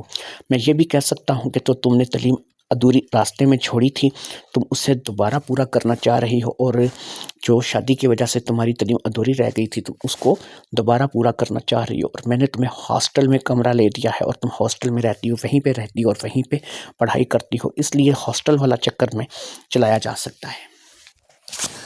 فیضان بھائی کی باتیں فرزانہ کی سمجھ میں آ گئی تھیں، لہٰذا اس نے اس بات کے لیے تہیہ کر لیا تھا کہ وہ اب فیضان کی باتوں پر عمل کرے گی۔ وہ اس لڑکی کے بارے میں بھی سوچ رہی تھی کہ جس کے بارے میں فیضان نے آج اپنا منہ کھولا تھا کہ وہ اس لڑکی سے محبت کرتا ہے، لیکن کبھی اس لڑکی کے بارے میں ظاہری بات ہے کہ اس نے گھر میں بات نہیں کی تھی، فرزانہ کو یا اسما باجی کو کسی کو بھی بتایا نہیں تھا، امی ابو کو بھی نہیں پتا تھا کہ وہ کون سی ایسی لڑکی ہے کہ جس کے ساتھ فیضان محبت کرتا ہے اور فیضان جو ہے وہ جس کے ساتھ شادی کرنا چاہتا ہے۔ بہرحال اب اگر فیضان نے یہ بات کھول دی تھی تو اس لڑکی کے بارے میں بھی پتہ چل جائے گا اور رفتہ رفتہ یہ ساری باتیں جو ہیں وہ کلیئر ہو جائیں گی۔ پھر ایسا ہی ہوا تھا کہ فیضان نے شادی کروا دی تھی اور یہ شادی جو ہے وہ ہو گئی تھی۔ لڑکا اس نے نہیں دیکھا تھا، مگر ایسا ہوا تھا کہ کورٹ میرج کی گئی تھی، باقاعدہ فیضان اس شادی میں شامل ہوا تھا اور 2-3 لوگ جو تھے وہ فیضان کی آڑت سے بھی آئے تھے۔ کورٹ میرج ہوئی تھی، نکاح ہوا تھا۔ لڑکا جو ہے وہ اس کا چہرہ یہ نہیں دیکھ سکی تھی کیونکہ اس نے اپنے آپ کو جو ہے وہ نقاب سے ڈھانپ رکھا تھا۔ اس نے اندازہ بھی نہیں لگایا تھا کہ کون لڑکا ہو سکتا ہے، کیونکہ ایک ہی جیسے قد کاٹھی کے کئی لڑکے ہوتے ہیں اور ایسے لڑکے فیضان کے پاس اس کی آڑت پہ بہت تھے، اس لیے وہ کوئی کسی بھی لڑکے کو قربانی کا بکرا بنا کر کے اس کام کے لیے آمادہ کر سکتا تھا۔ لہٰذا آج فرزانہ جو ہے وہ دلہن بنی مسہری پر بیٹھی تھی اور اسی کمرے میں تھی کہ جو اس ویران سی کالونی کا کمرہ تھا۔ اسے امید تھی کہ اس کا شوہر اندر آ چکا ہے، اس نے دروازہ بند کر دیا تھا اور اس کے پاس آ گیا تھا۔ اس نے اس کا گھونگھٹ الٹ دیا تھا اور اس نے آنکھیں بند کر لی تھیں، اور آنکھیں بند کر کے جیسے ہی اب یہ اس بات کے انتظار میں تھی کہ وہ اس سے بات چیت کرے گا، وہ اس کی آنکھوں کے اوپر اپنے ہاتھ سے مساج کر رہا تھا اور پھر اس کی تھوڑی کو اٹھا کر کے اس نے اوپر کیا تھا، جیسے کہ عموماً لوگ دلہن کی تھوڑی کو اٹھا کر کے اوپر کرتے ہیں اور اس کے حسن کا جائزہ لیتے ہیں۔ یہی کچھ اس نے اس کے ساتھ بھی کیا تھا، اور پھر جب اس نے آنکھیں کھولیں تو اس کی چیخ نکل گئی تھی۔ اس کے سامنے اور کوئی نہیں بلکہ اس کا اپنا ہی بڑا بھائی فیضان بیٹھا ہوا تھا۔ جی ہاں، آنے والا فیضان تھا، اور فیضان ہی جو ہے اس کے ساتھ یہ شرارت کر رہا تھا۔ اسی نے اس کا گھونگھٹ اٹھایا تھا، اسی نے اس کا تھوڑی سے منہ پکڑ کر کے اوپر کیا تھا۔ یہ فیضان کو دیکھ کر کے حیرت زدہ رہ گئی تھی۔ اس کی چیخ اگر ارد گرد کوئی گھر ہوتا تو لوگ سنتے، لیکن یہاں پر اس کی چیخ کسی نے بھی نہیں سنی تھی۔ اس نے اپنے بھائی کو دیکھا تھا اور پھر اس نے دیکھا کہ اس کے بھائی کے پیچھے ایک اور لڑکا ہے۔ اس لڑکے نے بھی سیرہ پہن رکھا تھا، اور وہ لڑکا جو ہے وہ جب سامنے آیا تو اس نے اسے پہچان لیا۔ وہ کوئی اور نہیں بلکہ عبید اللہ خان تھا، وہی لڑکا جو کہ اسے آنکھوں ہی آنکھوں میں نہارتا رہتا تھا۔ اب یہ اس سچویشن کو سمجھ نہیں پا رہی تھی کہ یہ کیا ہو رہا ہے اور کیسے ہو رہا ہے، لہٰذا اب فیضان نے اسے کہا، فرزانہ پریشان ہونے کی ضرورت نہیں ہے، تمہارے ساتھ نکاح عبید اللہ کا کروایا گیا ہے، جو کہ تمہارے ساتھ شوہر کی حیثیت سے رہے گا، یہ شوہر کی حیثیت سے تمہارے ساتھ رہے گا، لیکن ایک چیز میں نے تمہیں کہی تھی کہ میں تمہارا کام پہلے کرواؤں گا اور ساتھ میں تمہیں میں اپنا کام بھی بتا دوں گا۔ ایک لڑکی ہے کہ جس سے میں بہت عرصے سے پیار کرتا ہوں، اور میں اس کے ساتھ اپنی زندگی جو ہے وہ گزارنے کا کئی بار سوچ چکا ہوں، لیکن ایسا ہے کہ میں نے تمہیں کہا تھا کہ میں پہلے تمہاری شادی کرواؤں گا حلالے والی، اور اس کے بعد تمہیں اس لڑکی کے بارے میں بتاؤں گا اور اس لڑکی کی تمہیں ساری معلومات دوں گا۔ لہٰذا اب میں تمہیں بتاتا ہوں، وہ لڑکی اور کوئی نہیں جس کے ساتھ میں پیار کرتا ہوں، جس کو میں اپنے قابل سمجھتا ہوں، وہ لڑکی تم ہو۔ میں تم سے اس وقت سے پیار کرتا ہوں کہ جب تم اپنی ماں کے ساتھ پہلی بار ہمارے گھر میں آئی تھی اور میرے باپ نے تمہاری ماں سے شادی کی تھی۔ مجھے تم اس وقت سے ہی پسند تھی، لیکن کیا کرتا کہ میں تمہارا سوتیلا بڑا بھائی تھا، اور میرا تم پہ کوئی اس قسم کا حق نہیں تھا، اور میں تم پہ کوئی ایسا حق جگا نہیں سکتا تھا۔ میں نے کئی بار تم سے ہمدردی کر کے تمہیں بہت سی چیزوں سے بچا کر کے تمہیں یہ یقین دلوانے کی کوشش کی کہ تمہارا سب سے بڑا ہمدرد میں ہوں، لیکن تم تھی کہ عقل کی بالکل اندھی تھی اور تمہیں ان باتوں کی سمجھ نہیں آ رہی تھی کہ آخر میں تمہارے لیے کیوں ہر جگہ کھڑا ہو جاتا ہوں۔ بہرحال آج بھی میں نے جو تم نے کہا میں نے کر دیا۔ میں نے عبید اللہ سے تمہارا کورٹ میرج نکاح کروا دیا ہے اور دکھانے کے لیے یہ تمہارا شوہر ہوگا اور یہی تمہیں جو ہے وہ اپنے پاس رکھے گا اور یہی یہاں پر تمہارے ساتھ رہے گا۔ گھر میں وہی ہاسٹل والا چکر چلاؤں گا اور ان کو لوگوں کو بتاؤں گا، لیکن یہاں پر یہ ہے کہ میں خود بھی تمہارے پاس آتا جاتا رہوں گا اور مجھے ہی بھی یہاں پر تمہارے پاس رہنا ہے، کیونکہ تمہیں شاید اس بات کا اندازہ نہیں ہے کہ عبید اللہ کو میں جو بھی کہوں گا عبید اللہ نے بالکل ویسے ہی کرنا ہے اور یہاں پر صرف میری ہی چلنی ہے۔ میں ایک عرصے سے اپنے دل میں یہ دبا کے بیٹھا ہوا کہ تھا کہ میں تمہیں حاصل کروں گا، لیکن اب میں نے دیکھ لیا تھا کہ مجھے گھی سیدھی انگلی سے نکلتا نظر نہیں آ رہا، اس لیے مجھے مجبوراً گھی ٹیڑھی انگلی سے نکالنا پڑ رہا ہے۔ دیکھنے کے لیے یہاں پر دکھانے کے لیے اور لوگوں کے لیے اور کاغذات کی روح سے صرف عبید اللہ ہی تمہارا شوہر ہوگا، لیکن ظاہری بات ہے کہ یہاں پر تمہارے ایک نہیں دو شوہر ہوں گے۔ تم میری بات کو اچھی طریقے سے سمجھ گئی ہوگی۔ باقی یہ ہے کہ اگر تم اس بات سے اب انکار کرتی ہو تو ٹھیک ہے، یہاں سے اگر تم جانا چاہتی ہو تو چلی جاؤ، مجھے تمہارے یہاں سے چلے جانے سے کوئی اعتراض نہیں ہوگا، لیکن پھر اس میں یہی ہے کہ یہ کاغذی روح سے تمہارا شوہر بن چکا ہے اور یہ کسی بھی جگہ جا کر کے ثابت کر دے گا کہ یہی تمہارا شوہر ہے، باقاعدہ تمہیں عدالت میں شادی کر کے لایا ہے، لہٰذا اس کے ثابت کرنے کے بعد تمہیں اس کے ساتھ جا کر کے ہی اپنا وقت گزارنا ہوگا اور اسی کے ساتھ اپنی زندگی کا حصہ گزارنا ہوگا۔ نہ یہ تمہیں چھوڑے گا، نہ یہ تمہیں طلاق دے گا اور نہ ہی تم توثیق کے ساتھ دوبارہ نکاح کر سکو گی، لیکن اگر تم چاہتی ہو کہ توثیق کے ساتھ تمہارا دوبارہ نکاح کر دیا جائے تو پھر ویسا ہی کرو جیسا کہ ہم کہتے ہیں۔ فیضان بھائی کی یہ باتیں سن کے فرزانہ اندر تک کانپ گئی تھی، جسے وہ اپنا بھائی سمجھتی تھی، اپنا سب سے بڑا ہمدرد سمجھتی تھی۔ وہ تو اس وقت سے اس پہ نظریں جمائے بیٹھا تھا جب سے وہ اس کے گھر میں آئی تھی، جب سے اس کی والدہ کی شادی ہوئی تھی۔ اس نے کبھی سوچا بھی نہیں تھا کہ اس کا اپنا بھائی جو اس کا سوتیلا بھائی ہے وہ اس کے لیے ایسی سوچ رکھتا ہوگا، اور اس نے صرف عبید اللہ کو ایک ڈمی کے طور پر استعمال کیا تھا، صرف اس کا نکاح اس کے ساتھ کروا دیا تھا اور طلاق دینے کا اختیار اس طریقے سے عبید اللہ کو مل گیا تھا۔ باقی ظاہری بات ہے کہ وہ اس بات کو سمجھ چکی تھی کہ عبید اللہ تو صرف ایک ڈمی کا کردار ادا کرے گا اور اسے یہاں پر صرف اور صرف فیضان کے ساتھ رہنا پڑے گا۔ زندگی کے جتنے بھی دن یا پھر جتنے بھی مہینے یا پھر جتنا بھی عرصہ یہاں پہ گزارنا پڑے گا اسے یہاں فیضان کے ساتھ گزارنا پڑے گا۔ وہ دل سے اس بات کے لیے آمادہ نہیں ہو سکتی تھی، وہ توثیق سے بے حد محبت کرتی تھی، لیکن وہ اس کو پانے کے لیے ایسا گانونا کام نہیں کر سکتی تھی، لہٰذا اس نے اس بات کو جھٹلا دیا، اس نے صاف صاف منع کر دیا۔ اس نے کہا کہ تم دونوں جاؤ باڑ میں جو ہے اب جا رہی ہوں، مجھے روکنے کی کوشش مت کرنا۔ مجھے تو اس چیز کا اندازہ ہی نہیں تھا کہ میرے ساتھ کیا کھیل کھیلا گیا ہے۔ مجھے کسی چیز کا ڈر نہیں ہے، مجھے جا کر کے جہاں مرضی چیلنج کرو کہ میں نے نکاح کیا ہے اور عبید اللہ جو ہے وہ میرا شوہر ہے اور میں نے قاضی کے سامنے جا کے عدالت میں جو ہے وہ نکاح کیا ہے۔ میں اس بات سے کبھی انکار نہیں کروں گی، لیکن میں تمہارا بھی اصلی چہرہ لوگوں کو دکھاؤں گی اور لوگوں کو بتاؤں گی کہ تم میرے بھائی کے روپ میں چھپے بیٹھے ایک شیطان ہو، جس کا پتہ نہیں کیا کیا ارادہ تھا اور کب سے تھا، اور اب آج وہ میرے سامنے کھل کر کے سامنے آیا ہے۔ یہ کہہ کر کے فرزانہ ایک دم سے پلنگ سے اٹھی اور اس نے فٹافٹ سے باہر کی طرف دوڑ لگا دی۔ اس نے تو جوتی بھی نہیں پہنی تھی، اس نے اس دروازے کو کھول دیا تھا جس کی کنڈی جو ہے وہ بس ایسے ہی آسرا سا کیا ہوا تھا۔ وہ وہاں سے باہر نکلی تو اس نے دیکھا کہ دور دور تک مکان ہیں اور یہاں پر آبادی نہ ہونے کے برابر ہے، یعنی یہ جو مکان ہیں یہ بھی ایسے ہی پڑے ہیں، خالی پلاٹ ہیں، پتھر ہیں اور کچے پکے اونچے نیچے راستے ہیں۔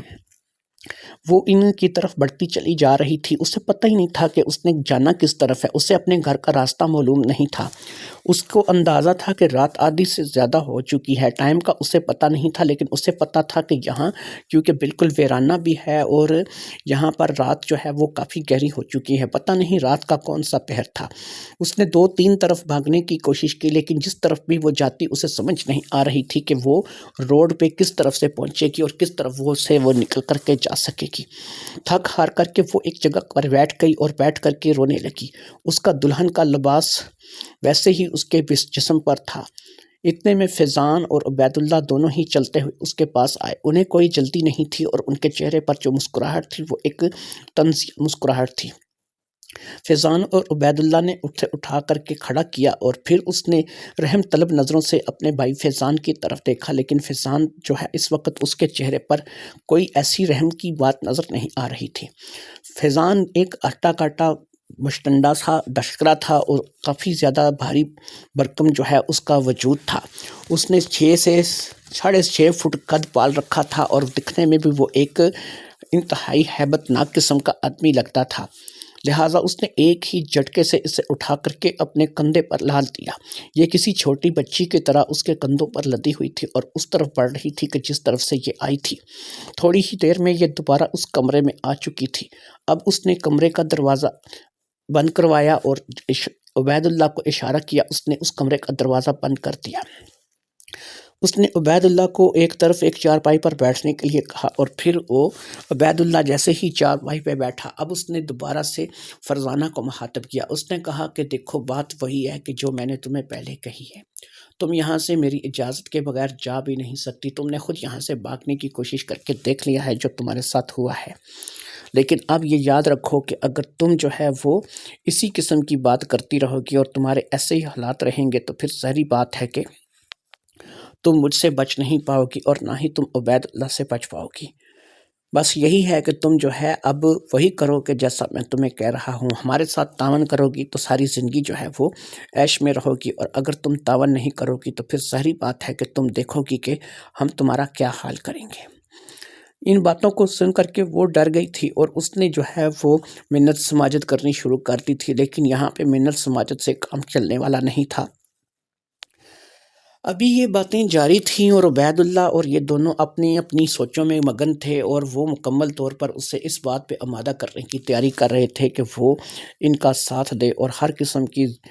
جائز نجائز بات جو ہے اس کو وہ مانتی چلی جائے اور پوری کرتی چلی جائے۔ لیکن ظاہری بات ہے کہ فرزانہ کا اس بات کو لے کر کے انکار ہی انکار تھا۔ ننگے پاؤں بھاگنے کی وجہ سے اسے کافی سارے پتھر جو تھے وہ بھی لگے تھے اور اس کا پاؤں جو ہے وہ ایک جگہ سے زخمی بھی ہو چکا تھا، لیکن وہ ہمت ہارنے والوں میں سے نہیں تھی۔ اسے فیضان کا چہرہ بھی سامنے آ چکا تھا اور وہ عبید اللہ کو بھی اچھے طریقے سے جان چکی تھی، اور اس لیے وہ اب کوئی بھی ایسا قدم نہیں اٹھانا چاہتی تھی کہ جو اس کے حق میں اچھا نہ ہو۔ وہ منت سماجت کر رہی تھی اور اس نے منت سماجت کر کے دیکھ لیا تھا، لیکن اسے کچھ بھی جو ہے وہ ہوتا ہوا دکھائی نہیں دے رہا تھا۔ ابھی یہ باتیں جاری تھیں اور یہ سارے معاملات جاری تھے کہ دور سے کہیں سے گاڑیوں کے سائرن کی آواز جو ہے وہ اس کالونی میں داخل ہوتے ہوئے سنائی دے رہی تھی۔ ایسا لگ رہا تھا کہ بہت سی گاڑیاں ہیں جو کہ وہاں پر اس کالونی میں داخل ہو گئی ہیں۔ یہ بات ظاہری بات ہے کہ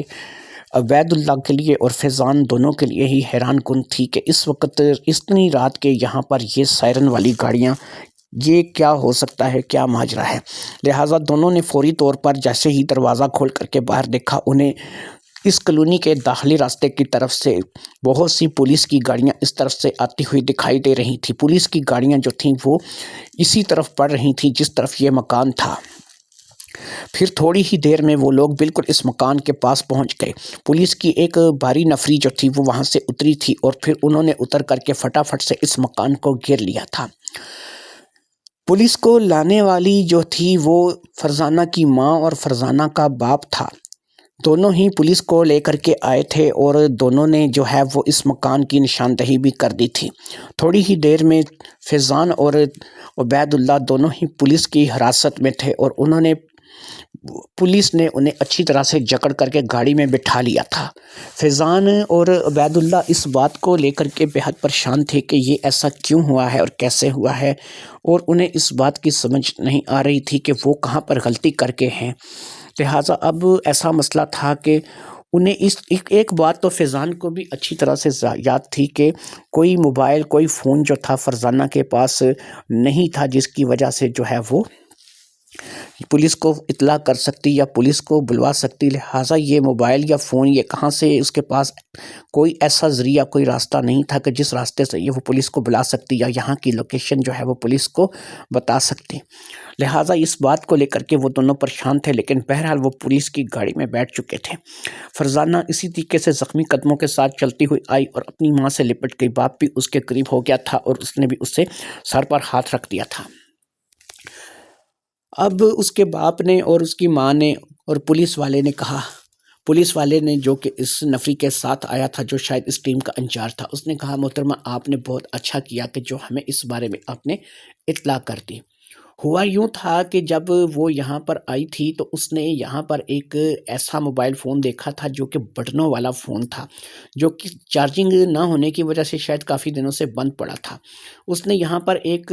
چارجر بھی تلاش کر لیا تھا اور اس چارجر کی مدد سے اس نے اس موبائل کو چارج کر لیا تھا۔ یہ گھر جس بھی شخص کا تھا اس کا شاید یہ فون رہا ہوگا، لہٰذا کافی عرصہ بند رہنے کی وجہ سے بہت مشکل سے اس فون کو اس نے چارج کیا تھا۔ جب اس فون کو چارج کر کے اس نے آن کیا تو اس فون میں باقاعدہ سے سم موجود تھی۔ اس نے اس سم میں بیلنس چیک کیا تو اس میں تقریباً 70 روپے کا بیلنس ابھی بھی موجود تھا، یعنی کہ یہ فون جس کا بھی یہاں پر پڑا تھا اس نے شاید کوئی دوسرا فون لے لیا ہوگا یا اچھا فون لے لیا ہوگا، اور اس فون کو جس کے بٹن بھی کافی حد تک ٹوٹے ہوئے تھے کبھی کوئی اہمیت ہی نہ دی ہوگی۔ جب وہ دلہن بن کر کے یہاں بیٹھی تھی اس کے پاس کافی وقت تھا، لہٰذا اس نے یہ کام کر لیا تھا اور اس فون کو اس نے اٹھا کر کے آن کر لیا تھا۔ اس نے فون کو آن کر کے اس نے ایک کال جو تھی وہ اپنے گھر میں امی ابو کو کی تھی، اور اس کے بارے میں بات تو نہیں کی تھی کہ میں نے شادی کر لی ہے، لیکن امی ابو کو بتایا تھا کہ میں جو ہے وہ یہاں پر اپنی ایک سہیلی کی طرف آئی ہوئی ہوں۔ جس وقت وہ دونوں آئے تھے اور انہوں نے ایسی شیطانی باتیں اس کے ساتھ کرنی شروع کی تھی، اس نے اتفاق سے امی ابو کا نمبر جو کہ سب سے اوپر ہی تھا اس نے دوبارہ یس کر دیا تھا۔ پھر جب یہ ان کے ساتھ باتیں کرتی ہوئی باہر کی طرف بھاگی اور جو کچھ بھی ہوا وہ شاید اس موبائل کے ذریعے سے دوسری طرف بھی جا رہا تھا، اور اس کے امی ابو نے ساری بات نہ کہ سن لی تھی بلکہ وہ ساری صورتحال کو اچھے طریقے سے سمجھ بھی گئے تھے، لہٰذا انہیں اس بات میں دیر نہیں لگی کہ وہ اس بات کو لے کر کے قریبی پولیس اسٹیشن اطلاع کرتے۔ جیسے ہی انہوں نے پولیس اسٹیشن اطلاع کی، یہاں کی لوکیشن اس سم کے ذریعے سے ٹریس کر لی گئی اور فٹافٹ سے وہ لوگ جو ہے وہ نفری لے کر کے یہاں پر پہنچ گئے۔ ظاہری بات ہے پولیس کا کام تھا کہ دیر نہیں کی جا سکتی تھی، اور جو صورتحال والدین نے بتائی تھی اس کے پیش نظر بچی کے پاس پہنچنا لازمی ہو گیا تھا، لہٰذا دونوں ہی ماں باپ پولیس کو لے کر کے بڑے ہی وقت پر پہنچ آئے تھے۔ انہیں زیادہ دیر نہیں لگی تھی اور تقریباً 10 منٹ کے اندر اندر ہی جبکہ یہ سارا واقعہ پیش آیا تھا کہ جب لڑکی باہر بھاگ کر کے گئی پھر واپس آئی اور پھر بیٹھ کر کے وہ